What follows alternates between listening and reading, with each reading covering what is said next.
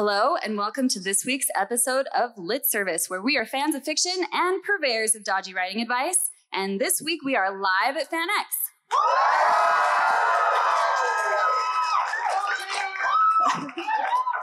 Yes. I'm Caitlin, and my favorite spell from Harry Potter is definitely Avada Kedavra, because I am not actually a Slytherin, it's just the best one. I think Caitlin's trying to out-edge me, and it's weirded me out a little bit. I'm Cameron, and I would have to go with my favorite spell as Apparition, because it sounds so just dang useful, and also because the only bat-related spell I could find involves flying boogers. I'm Sara B. Larson, and my favorite spell is Expecto Patronus, because I would love to be able to scare away all the scary things with a glowing animal. Like Caitlin. Yeah. I'm Kathryn Purdie, and my favorite Harry Potter spell is Accio. I could use it all the time while I'm just being lazy in my bed writing Accio Diet Coke, Accio babysitter for my child, Accio dog walker. I don't know. The list goes on. Accio finished manuscript. Yes. Yes. Accio brain power. Accio New York Times bestseller. Oh, wait, you already are. That brings us to our introductions. I'm Caitlin Sangster. I wrote the Last Star Burning series. You have your hands on the table. I'm so sorry. Okay, I'm just this is teasing. going to be super awkward. I'm just teasing. I know you are. So, and we'll talk about where you can find us later in the day, but that's what I wrote. I'm Cameron Harris, and I'm mostly here because I follow her around. Also, though, I'm a chatbot designer by trade, so I write a lot of, I guess what you might call technical writing in a professional setting, but I also know a lot of stuff, so Caitlin keeps me around. He's a vampire aficionado. That too. And Nice. All right. I'm Sara B. Larson, like I said. I wrote the Defy trilogy and Dark Breaks the Dawn duology, and my newest book, Sisters of Shadow and Light, comes out November 5th. And I have brand new bookmarks for it. So you should come get those. I am Kathryn Purdie. I'm the author of the Burning Glass trilogy. And thanks, my one fan. I heard a little woo. And I have a new YA fantasy coming out March 10th. It's called Bone Crier's Moon. And we'll probably talk about it more when we get into the magic systems. But yeah, that's me. Awesome. So before we start, just for people who are walking in because they heard the word magic and don't know what magic systems are, what is a magic system? Cameron, I'm looking at you. Cameron, take it away. Okay, sure, fine. So I would define a magic system as, I'm going to take it a little broader, maybe than most people would. I would just kind of define it as the rules by which the setting in your book works, whether that's advanced technology, whether that's technology of now, whether that's Harry Potter, Latin, and wooden sticks. So I think for the purposes of this discussion, I would like to call a magic system the rules by which your setting works. Otherwise, your readers are going to get mad. All right. I will go with that. So we're going to talk a little bit about the difference between a hard magic system and a soft magic system. Some people get mad when you call a soft magic system because they feel like it's like degrading somehow. I don't know. It sounds so soft. I feel like flimsy. It sounds pathetic. Yeah. So maybe we should say like either a non-system or like a flighty whatever you want system. I don't know. That doesn't sound better, does it? It makes me sound A bad. flighty whatever you want system. Yeah, they just can't make up their minds. And so, okay, so but the difference between those two things is like any Sanderson book. Who's read Sanderson? Yeah. It's basically the entire room for you guys who aren't. Yeah. So Brandon Sanderson is way into rules. He like wrote the magic system rules. We're going to talk about him a little bit. But then also things like The Last Airbender, because we know exactly how magic works. It doesn't like do random stuff ever. We always know like there are the 4 different kinds of magic. The only little aberration is the avatar who can do all 4. And then if you go to things like Harry Potter, it gets a little bit fuzzier. We know that you need a wand to do magic. Sometimes. But you also can like do it without talking. Sometimes that's introduced in like the 5th book. And like, there's just random things that get thrown in. There's not a set system. I'm sure that when J.K. Rowling wrote it, she was like, this is how magic works, but she doesn't necessarily share all of it with us because it's not necessarily relevant. When you read a Sanderson book, the magic system like is the book.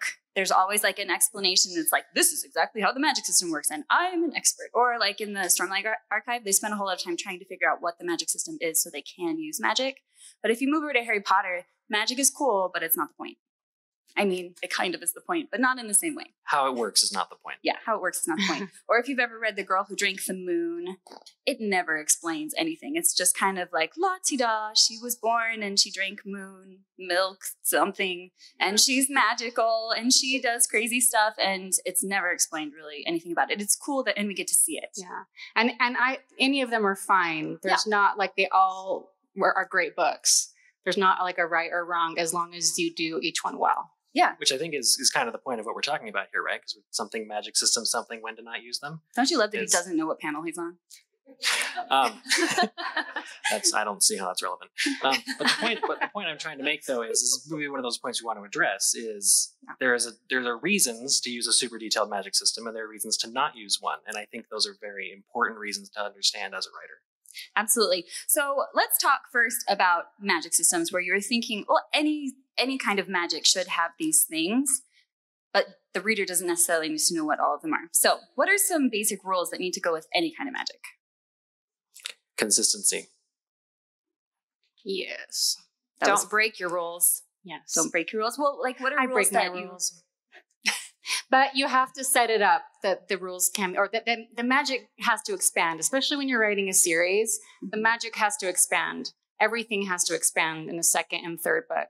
So I shouldn't have said it's breaking the rules, but your world needs to get bigger. You need to add more characters. The magic needs to expand. If it's not a magic system that can expand, then maybe you should write one book and not a series. That's just my 2 bits about a series. So how do you go about making a magic system? We're already going off into random questions. This is going to be really all over the place. So if you think that one of the rules of a magic system is that it needs to be bigger than what's on the first page, how do you go about making it more helpful? Like, how do you go about making it bigger without having it become too big for the reader to understand? Well, I think that you have to know as the author where it's going the whole time.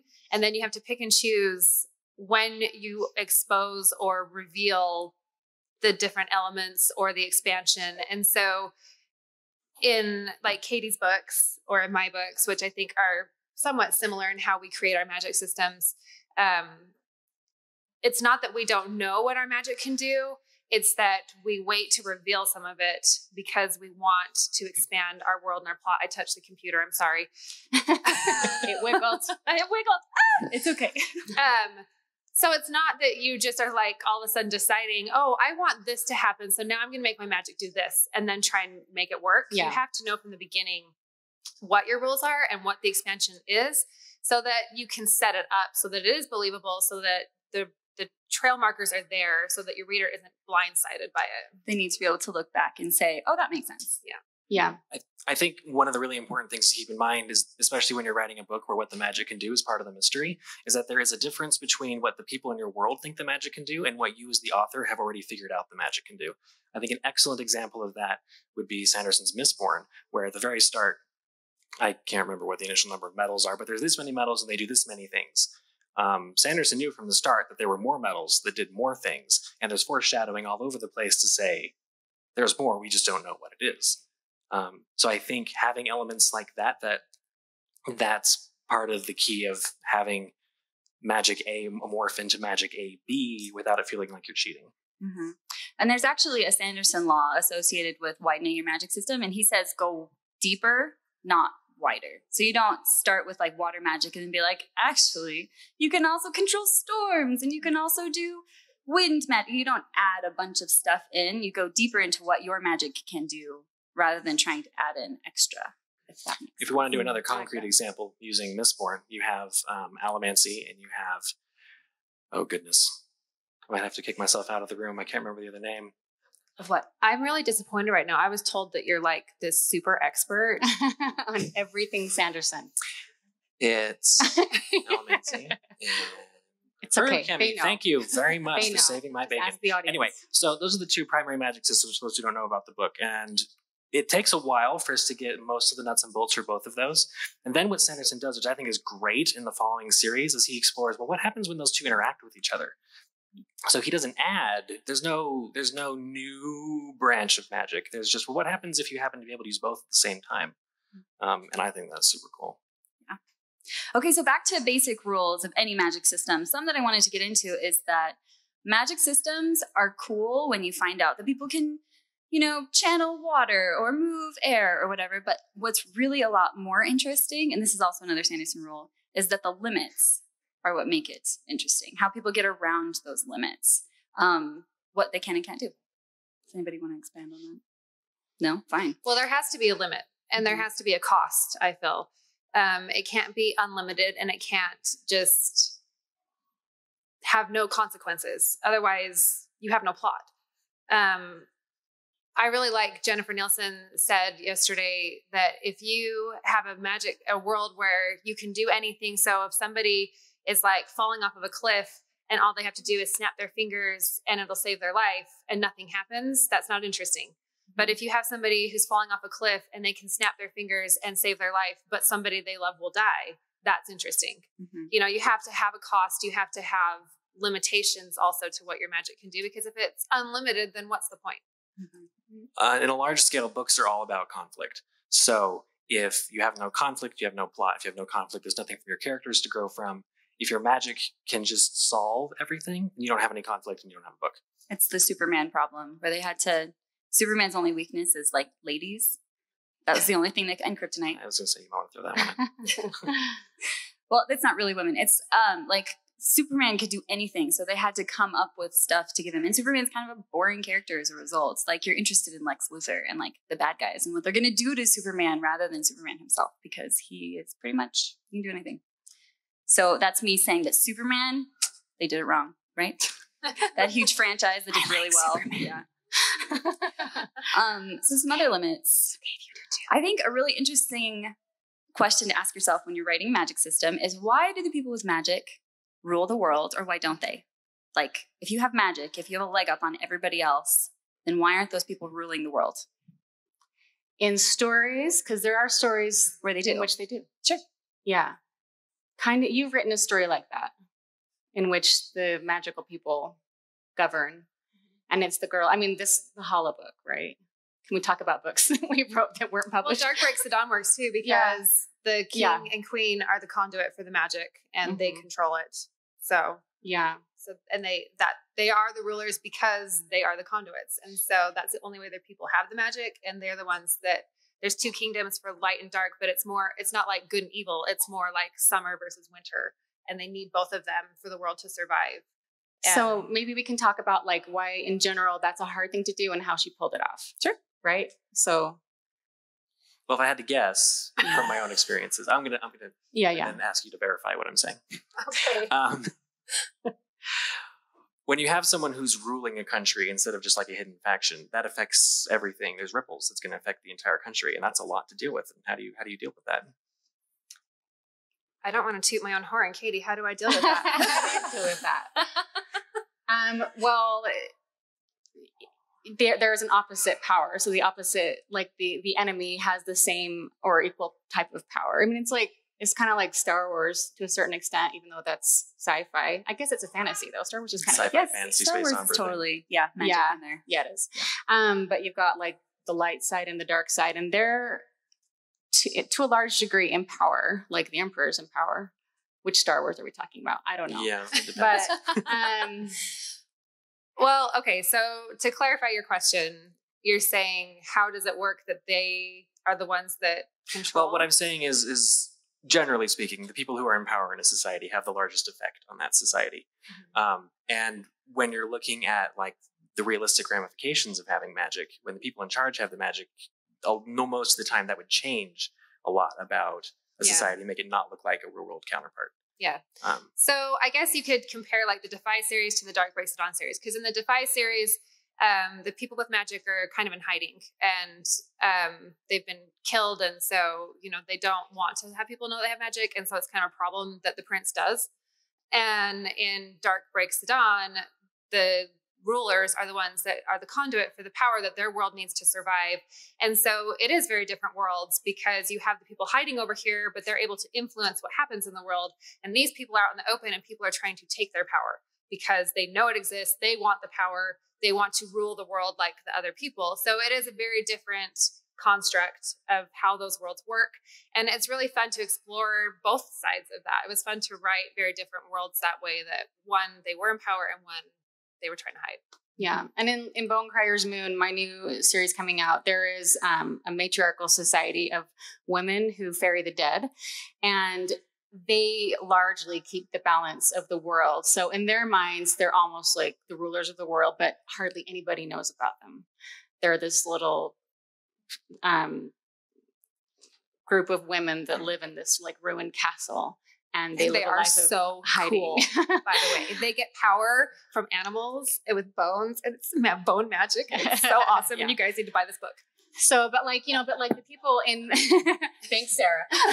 We're gonna the people in power, like that think they're in power, really don't know about these people. Mm-hmm. At least in the beginning of. So it needs to be something that you consider before you start writing a story. If you are a writer, you need to think who is in power and why. And as a result, like how does it change the society and how magic is used? If you're in hiding, there needs to be a big reason why you're in hiding if you have magic. Because if you have magic, that means you can do stuff to other people that they can't do back. And so people aren't going to trust you. Yeah. Or I mean, how did you become on the bottom level? Like, why aren't you ruling? There should be a reason for that, right? Yeah. Unless it's magic that has consequences that make it so people don't want to use it, or you just have to think through all of those iterations. If my characters who have magic are not in the upper class or people in charge, how did they get there if they have magic? Yeah. It's like any commodity that you'd want, like if another country had oil, we all know about that, then wars happen. You know what I mean? And so you just have to think of all the political and societal ramifications. However you do it. Or you can think about it in terms of money. I mean, the trust fund kid, they're not the person who's like, I couldn't take, normal math classes because my school didn't have them. Like if you have money in our society, it's almost like magic. And so if the people with money are in hiding, like there's a reason for that, right? That's kind of how I think about it. Anyway, let's move on. Any other basic rules that we should talk about if you are creating a magic system? Mine, I don't know if this gets into what we talk about later on, but mine tend to be, I write really character-driven fantasy. So my magic tends to evolve from especially in Burning Glass, that's essentially a magic system built around empaths. And these empaths, the Empire wants this ability because they use them as guardians to suss out if a threat, if an assassin's coming. These women aren't the fighters, but they're the people that could say danger's coming. And so the Empire owns them. But anyway, I developed it just basically, my idea in the first place was this book came out of the idea of one person having empathic abilities and having them as a weakness, almost like really bad anxiety. And so I developed a magic system almost out of her weakness. And then from there built the magic system around it in the world. And everything, I think, the way I write should be a reflection of your character, the fantasy setting, the magic system. I think your main character, whether you start with building your magic system first before you write or developing your character, they need to be strongly interwoven to make a really high stakes, high plot, a high concept story, so that it's meaningful, the consequences of magic, it's meaningful to them on a personal level. Anyway, so, but I started with that empathic ability and then went from there, and she's almost like an abused character because she's always feeling other people's feelings, to getting to the point where she can start to push that on other people and change their, and this is kind of slightly spoilery and moving on into the series, but she develops power where she can manipulate somebody else's emotions. But it's still, so that's kind of a way of digging deeper, like we talked about, without necessarily breaking the rules and expanding them. She's still working with emotion, but it's, instead of it all getting driven towards her, she can take what she's feeling and push it on someone else. Yeah, that's a classic example of what Cameron was saying, where she has powers that the author knew about, that she did not know about at the beginning of the book. Yeah. And so she grew into them. I mean, any character arc, especially with magic or anything else, you want to see growth, because it's boring when people stay the same all the time. If I can springboard off that a little bit, earlier we had that question of how do you decide how hard versus soft a magic system you want to go with? And I think a guiding star for that, also talking about more rules for developing your magic system, is, in my mind, the detail that you need to have figured out is directly linked to the plot of the book and the character who's experiencing it. So on maybe the far end of the spectrum, we can take Frodo and Sam from Lord of the Rings, where they don't directly use the magic ever, except for like the One Ring. And you'll note that the One Ring, at least in regard to hobbits, is extremely well defined. What happens when you put it on? You turn invisible and the Dark Lord knows where you are. Every time, that's what happens. Conversely, when you have like all the other magic, Gandalf does, Sauron does, whatever, that is not well defined. And it's okay that it's not well defined, because the protagonists, at least in the case of Frodo and Sam, never use it to solve their problems. It's not something that over the course of the book they would learn anyway. So it's okay that it's not well defined. Mm-hmm. So maybe that's a good jumping off point to talk about when you do not need a magic system. Like what you're talking about. What kind of stories do not need magic systems? That's kind of what you just said.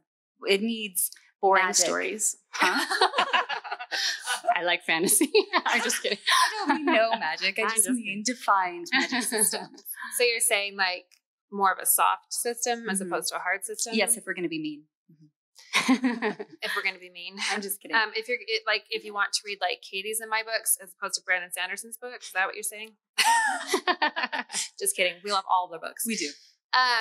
They're just different. So you just have to decide what kind of a book you're trying to write and what you're trying to accomplish with your magic. And I think it also depends on what kind of magic you're using. If you have a really, sorry, I don't know what's happening. Loud voices coming from the back. There's loud voices. All of a sudden, I'm losing my train of thought. If you have a super detailed, involved magic system that you've created, then you're going to need to create a lot of rules and constructs for it and have it be more of a hard system. But if it's more like character-driven and emotion-driven and stuff, then that's going to be able to be more of a soft system. And so really, just like you were saying, it comes down to the book that you're writing and who your protagonist is and whether they have the magic or not, and whether they need it to succeed or whether they're trying to overcome it to succeed. And it all comes down to asking yourself questions. What does this magic accomplish? Why do I need this magic in my book? Am I trying to overcome the magic to succeed, or am I using the magic to succeed? And as you ask yourself these questions, then you can start to put together how big or small, or how hard or soft, or how expansive or constricted the system will be. And if you don't even need a system, and it can just be some drinking moon juice book. Yeah. I would also venture to say that, like, I'm not sure if it's not a rule, but I think that the more point of views you have in the story, those books tend to lend themselves to harder magic systems, where Burning Glass is a story from one character's point of view over 3 books. So it has to be very personal, and it has to mostly just affect her. She then affects the world, but it's not like, some of the big tomes where there's so many different points of view per chapter, and you have to have really tight rules. You don't have to, but it just lends itself more to that for a more epic, larger story that everyone has to fit into and abide by the same rules. Mm-hmm. So one example that I think is really fascinating is Laini Taylor's books. Has anybody read Laini Taylor? I love her. Isn't she amazing? And that you start off with the one series, and it's about like angels and demons, and there's it is like the coolest magic. So her first book is Daughter of Smoke and Bone. Yeah. And then you get over into Strange the Dreamer, and it's a totally different magic system and thing going on. And then, spoiler alert, plug your ears if you don't want to be spoiled, but you find out that these worlds are connected, and it is so cool. And that was a really neat way to just keep having different magic systems, but then they all end up affecting each other. And it's just so brilliant. Mm-hmm. I think something interesting about Laini Taylor is that she does not write intricate. I mean, there are rules to her magic systems, but they're relatively simple. It's not a Sanderson, like if you breathe, this happens. If you do this, this happens. And you have to memorize a bunch of stuff in order to understand what's going on in the book. Laini Taylor writes a very simple magic system, but it's consistent throughout. So when you get to that reveal, you're like, things are connected here. You're like, I can totally see that happening because it's very simple. Yeah, but it's really effective and powerful. Yeah. Did you want to add something? I did, actually. I have a favorite example as far as, because like listening to us, a lot of what we're saying, I wouldn't hold it against you if you thought like the more magic you have, the more rules you have to have, because that's not true. It all goes back to like what we've been saying to how the magic interacts with the plot. So I'm going to use the first Harry Potter book. I think a lot of people are familiar with that. And, you know, magic is freaking everywhere in those books, right? And there's almost no rules. Well, how do you get away with that? I think the end of the first book is a great case study in that, because you look at what they go through to get to the sorcerers, philosophers, depends what continent you're on, stone. And the actual challenges have almost be a ship nothing. name for that stone. I don't know, the sorcerer philosophers stone. That's my little joke. Wake up, audience. Wake up. You can make noises even though we're doing a podcast. So there's a series Ha ha ha. Thank you. There we go. So there's a series of challenges at the end of the book that the characters have to go through. And if you notice, they solve almost none of them by waving their wand, right? How do they get past Fluffy? Well, they previously learned that all you need to do is play some music to get past them. They have to set the plants on fire, but it's previously established that using a wand to set fire is very, very doable. You have catching a key on a broom. We've already seen broomsticks everywhere. We've seen flying stuff. This is something we understand, even if we don't understand almost anything else. You have the chessboard. Even if you're not familiar with giant animated chess pieces, most people know the rules of chess anyway, and so on. And also we've seen Wizard Chess earlier in the book. Exactly. So all of the stuff that ends up really, really mattering at the end of the book is not only foreshadowed, but easy to understand and has rules. So this is actually another Sanderson law. We keep bringing him up because he's like the king of magic systems, right? He says, I'm going to actually read it out of my outline because otherwise I'll make it messed up. And then my phone's not going to work. So maybe you can just rattle it off, Cameron, while I'm messing with my phone. You overestimate my position. Okay.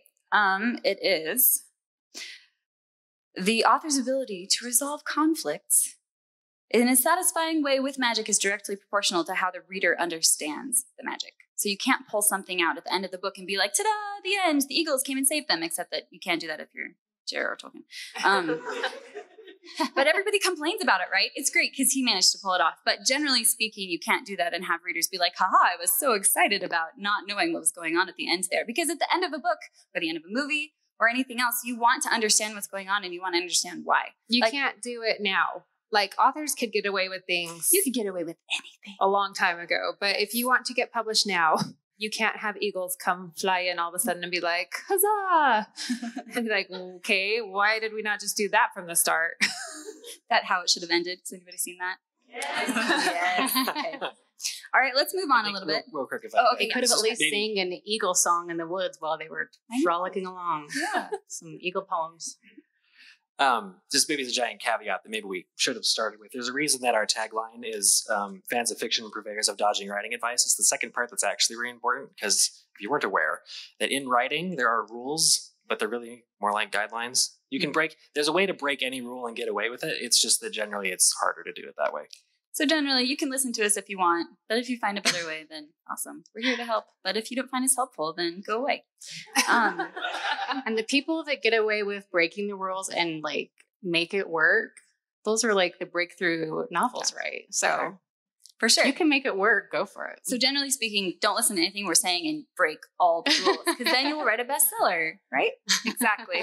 No, it's really good to know all the rules really well and to know how you can break them. You have to know all the rules before you can go against them. Yeah, you can't just do it unwittingly. You have to be very knowingly and very carefully breaking the rules if you want to succeed at it. Otherwise, it will be not what you want to accomplish. Exactly. Okay, so we actually need to move on to the second portion of our podcast, which is where we do a first chapter critique for an aspiring author. Any of you who are authors, you can submit your work to us and we will critique it for you. If any of you are in the query trenches, or any of you guys writers who are trying to break into publishing, it sucks, guys. It's the worst. So And a lot of times, enjoy the time when you don't have deadlines and you can just dream and explore at your own leisurely pace. So often you get, if you're querying an agent, they either don't respond at all, and that's your rejection letter, or you get a rejection letter that says, this is not for me. We want to help people who are in that querying stage and say, these are reasons that an agent or an editor might be getting hung up on your chapter and not wanting to read more. So we have a chapter that was submitted by a listener. The summary really quick is, an assassin breaks into a cursed castle to kill the evil beast of Terramore, which I think is the best name ever. So what are some things we liked about this chapter? Opening line's grabby. Yeah, the next time I see Ash, I'm going to skin him alive. Isn't that great? Yeah, I loved that first line. That really grabs your attention. And you really only have one page to grab an agent. Mm-hmm. That's what most of them will say is like one page. Even the first line sometimes. Mm-hmm. Yeah. I thought the author, this main character, at least in this chapter, looks like there's more than one point of view because the chapter is titled Derek, his name. But he's got really great voice. I was really into, especially when he's writing in scene. By that, I mean like what's actually happening right now and not just thinking in his head. He's a really cool, savvy assassin. I don't know much about him yet, like what's at stake for him or things like that. But the likability factor is starting to come in for me just because he's really talented. Like, you know, there's all these reasons why we like a main character. Sometimes we pity them, we were rooting for them, things like that. This one solely so far is just because it's almost like a James Bond thing. Like, this guy has skills. That's all I know so far, but it's still enough to pull me through. Mm-hmm. And I felt like there was a lot of really cool descriptions. I felt like I really liked a lot of what I'm trying to like scan through to find a sentence, but that's probably going to take too long. But anyway, I felt like there was a lot of really nice imagery and a couple. I have some written down if you want me to say some of them, because I thought the same thing. So Katie underlined this one. It was evergreens dusted in white mingled with the naked bones of aspen groves, a never-changing parchment sky that locked the sun behind closed doors. So there was really cool imagery and description in the chapter. There's some really nice witty ones too. Like he says, there are 2 exits being blocked, a heart attack eagerly awaiting, or Dusk and I had formed an agreement over time.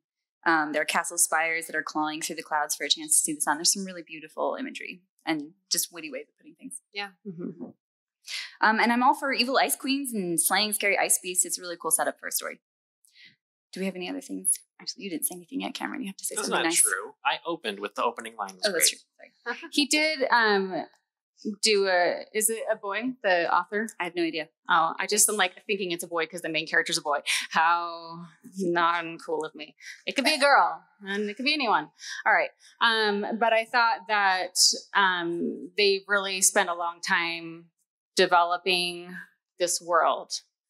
There's a lot of it, maybe too much of it in this chapter, but you can tell that's easy to fix though. You can tell that he's Derek. I'm going to just pretend that the author it's a biography. Derek. That he's been along the author. If I don't have author information, I'm just going to assume that this person wrote their own biography. Where's the ice beast? Anyway. They know a lot. They've spent a long time developing this world. Mm-hmm. So maybe we should move on to things that might need a second look. So my biggest problem with the submission is that I felt like it was overwritten. There is some beautiful imagery and some really fun witticisms coming from the character, but there was too much. This is supposed to be a fast-paced action. I'm about to slay a beast and I'm evading guards and I'm breaking into this really heavily protected castle. But half the time we spend with him like walking and like climbing up stuff, and he's thinking really hard about it the whole time. So it just doesn't move very fast. I agree. I that was my caveat with it, is that there is beautiful imagery and description, but there's way too much of it. And then it turns into like purple prose even if you get too much.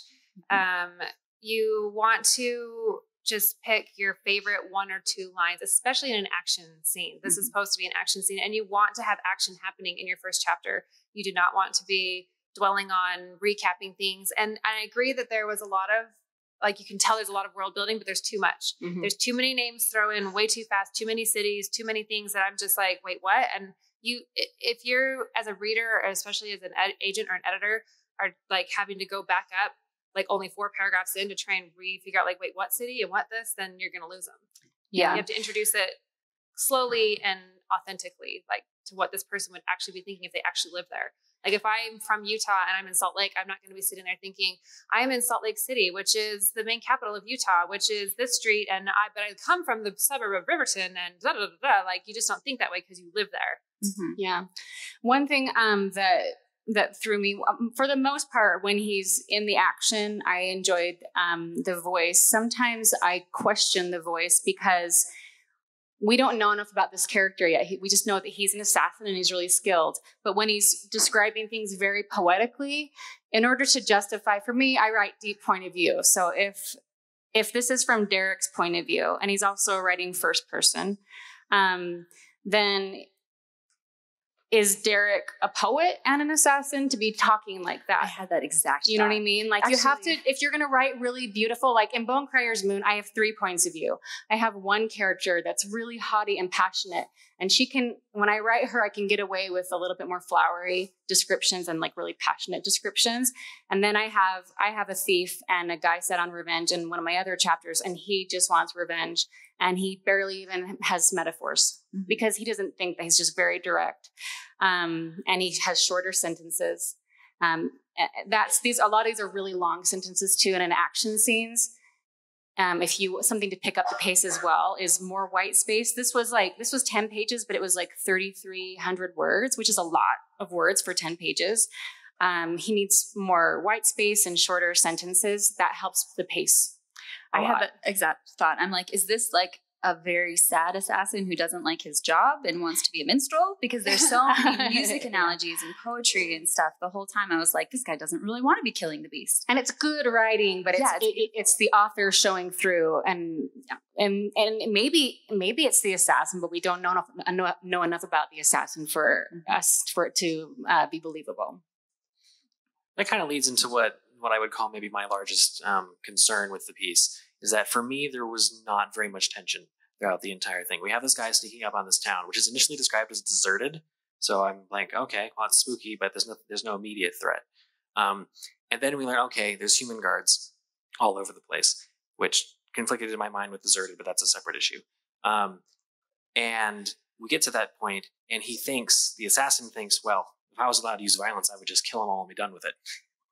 Well, that builds a lot of competence for the character. In my mind, all attention in the piece just died at that moment. Because I'm like, okay, if he can literally just kill everyone in this castle, then why aren't we fast forwarding to after he's already done the job if there's no chance of failure? Mm-hmm. He says he's not, there's a justification there that he's been instructed not to use violence, and that's going to make it a whole lot harder. Except he's an assassin, so I don't believe that if anything goes wrong, he won't resort to violence, and I end up being right. Something goes wrong, and he just immediately flies off the handle and starts killing people. So... the main thing I think about this is that the author started the story in the wrong place. So aspiring writers were often told, start with the action, because that's going to hook the reader, right? And yes, you should always, for the most part, I think, start with action. But action doesn't necessarily mean action fighting scene. It just means something actively happening. I've always told people to start on the day that's different. Yeah. You start on the day that's different than when the change that happens that is the inciting event. So he describes all this really fascinating stuff about the world, but they're in really huge chunks, which we can sometimes call like an info dump. But in and of itself, they're fascinating things, but they just stop the scene because there's just a bunch of information. Like we've got him doing active things, then these big chunks of information. That information would be so interesting for me. He's got a world where like you cross one river and it's winter, you cross this mountain and it's summer, kind of a world. And he just explains it all. But how much more effective would it be for us to actually be with him as he crosses that border and sees the change for himself? So I think, he needs to start a little sooner and to set up what's at stake for the character. Because I don't even know. He doesn't even seem very interested in this assassin job, except for he's getting paid, But I just think we need to know what's at stake for him that will help the tension and too. That first line was so great, but then I felt like we didn't fulfill the promise of that first line until way too late. And I feel like probably for a lot of you guys, you haven't read this chapter, so You can go onto our website and it'll be posted with all of our notes. yeah, so you can understand more what we're talking about by reading it. But the takeaway, I feel like, as you guys sitting here listening to us, even though you haven't read the chapter, is to think about your own writing and think through, like, okay, they're sitting here talking about the fact that there's these beautiful descriptions, but there were too many of them, and it didn't fit the scene that they were in or the character that we've had set up. That if I'm writing a book about an assassin, why would he be thinking in these very long, drawn out descriptions of cities? And just try and take away like the principles that we're talking about, even though you don't necessarily know the specifics of this actual chapter yet, unless you read it before you came, so that you can think about your own writing and think about, okay, what things that they're talking about? Do I have stuff like that in my book that I need to work on? Awesome. We actually need to wind things down. Sorry, Cameron. You can record afterwards. But I want to thank Sara and Kathryn for coming on the show. Thank you for having us. Thank you. Where can we find you guys today? Go ahead. Oh, I'm pulling it up really fast. I'm going to be on a supernatural themed panel. Any supernatural fans? Or are we just all Sanderson fans? Okay. I love supernatural. That's going to be at 3 p.m. in a room that I don't know. But 3 p.m. The road so far, the final ride of Sam and Dean Winchester. And then I'm doing a signing at 5, from 5 to 6 at the Printed Garden booth. It's right in the middle by the big Ghostbusters thing, if you don't know where that is. Okay. So I actually have another panel right now at 12, and it's the Avengers Endgame. So you're saying Back to the Future is bull. Time travel paradoxes in that movie. So that will be a fun, exciting panel, I'm sure, in room 151D. And then I have a signing at 2 at the same place at the Printed Garden by the huge Stay Puft blow up doll thing. And yeah, come get bookmarks, even if you don't want a book, and come say hi. I'll be at the Printed Garden right after this at 12:30, and then I'll be at the Bard's Tower too for the rest of the day. So if you guys haven't been to the Bard's Tower yet, lots of good books over there, but there are lots of good books at the Printed Garden too.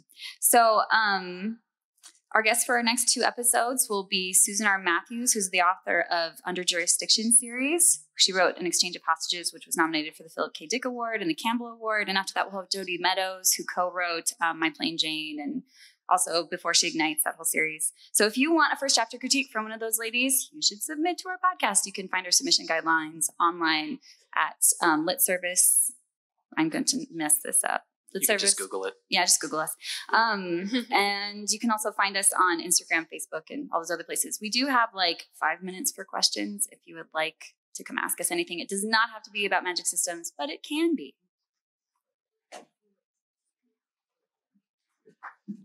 Hi. Hello. So I'm writing a story, and I'm trying to play both hard and soft magic because it's going through different characters' perspectives. And on one side, I want it to be, like soft magic, where it's about just pushing the story along. But I want characters who, like scholars, actually decide to break it down. But what would you say are some ways to be able to kind of tie hard and soft magic into the same story? I think that probably depends on your character's understanding of the magic. Yeah, I think you're already on the right track by having the perspectives be switched between people who would be investigating exactly how it works and the other person who has no idea what's going on. Yeah, that's what I got. Yeah, I think that could be tricky unless you make sure that you know exactly what your magic system is going into it, and that, like they said, it's more of that one person just doesn't understand it and how to utilize it, and the other person does. Like, you can't just have 2 different kinds of magic. Really, that would be kind of hard to Well, I mean, you could. There's always like the science versus religion thing. You can have more than one kind of magic going on, but you'd have to really specifically define that this is one kind that we don't understand, and this is another kind that we have studied a whole lot and do understand. Yeah, in Bonecryer's Moon, I have 2 different kinds, and one's harder and one's softer, but they both come from the gods. And to access one god's power, you have to do blood and bone rituals, and another god's power is more like ambiguous spiritual stuff, and that's softer. But it still ties back into it comes from the gods, and you can get away with anything then. I think. Yeah, I just think you have to have it make sense, where it originates from and why there's more than one kind. And those gods are at war with each other. So anyway, Okay, thank you. Thank you. Hi. So I really enjoy creating magic systems, and I feel like I sometimes get lost in just figuring out more and more stuff. So how do you get to the point where you decide, okay, I know enough about the magic system. Now I need to really write the story? When you want to make money. You know what? There's always revisions. I know most everything, but when you're drafting a book, you might be like, oh, that's how the magic should work. Magic thing called revisions. You go back and you make that work. You make it cohesive and set it up from the very beginning. So you don't have to know every single thing and be thinking about magic systems for 10 years before you write a book. Katie and I are really different. So I'm a big outliner. She loves to research and think and plan. And I'm like, I will get an idea and I'll write down the basic things and I'll figure out the stuff I need to know to get started. But I want to get started. I want to start writing the book. And if I need to figure out things as I go, I will. So we're very different that way. But there's good things to both, but there is and she doesn't do this, but there are a lot of writers who sometimes will get lost in the planning and then you never get to write the book. Yeah. And that's the whole goal. So if you already are asking that question, then the answer is now. Start writing the book now. And be really careful. You've already figured out so much. Be really careful how much you give. Your reader doesn't need to know nearly as much as you do. So just weave it in little bits, not like big, just like tip of the iceberg, not big chunks. So great. Thank you. Mm-hmm. Oh, poor Cameron. We always cut him off. Go ahead. I have a question about just different magic systems interacting with each other. So, like, I like having a diverse cast of, like, you have orcs, you have dwarves, you have just general. You may have 10 different races, but they all have their 10 different ways they do magic or technology. How would you write a story to? It's still, the world still has to work the same way, even though you have different people in it. Go ahead, Cameron. Yeah, I was going to say, the way I handle that in my writing is I make sure I have a unifying theory behind the different ways that people use magic. I think Sanderson's Cosmere is a great way to look at that because the magic systems in all of his worlds all work very, very differently. But if you dig, you find underneath it, okay, there's the 3 realms of stuff, and those are the same for all of them. And you can predict how different magic systems from different worlds interact with each other based on how they use those 3 realms. So even though the characters don't know anything about those 3 realms usually, if you've bothered to dig into it as a reader, you can find the continuity between the magic systems because Sanderson went to the lengths to build a foundation that even though no one ever sees it, it's there. Okay. I am so sorry, but we are out of time. So if you have questions, you can come talk to us right after. But thank you so much for coming to see our podcast, and we hope you listen to it on. Thank you. Thank you.